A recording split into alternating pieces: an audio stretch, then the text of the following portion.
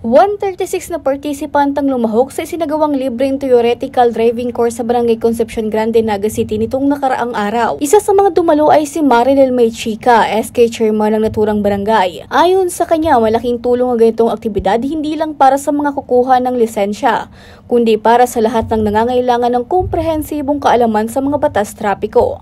Importante yun po uning maray, lalong-lalo na this time na kadako ng mga cases na nangyari, specifically sa Naga, kang mga lalong-lalo sa mga nangyayari sa highway in terms of pag-drive.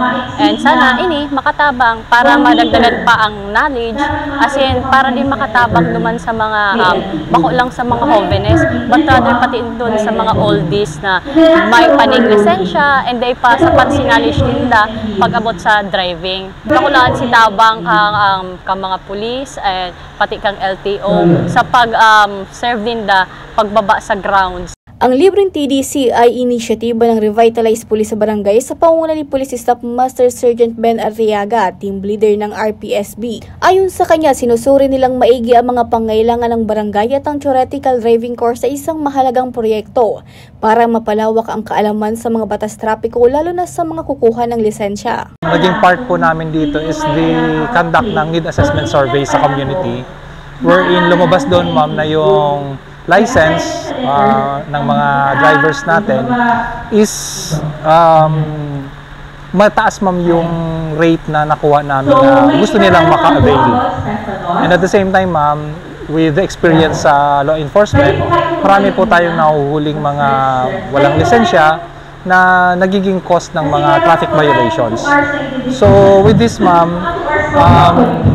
this is the second time na nagkandak ma'am yung Revitalize Police sa Barangay Team 1 sa Concepcion Grande ng ganitong activity to address that particular issue. Ayon naman sa LTO, maganda na dumadami ang mga lumalahok sa ganitong seminar dahil nakikita nilang tunay na interesado ang mga tao na matuto at sumunod sa mga batas trapiko. Aside po for road safety, ginigibumi po ini para serbisyo po sa mga gusto magkuaning student permit kasi po ini po libre lang na kinakonduct ni LTO.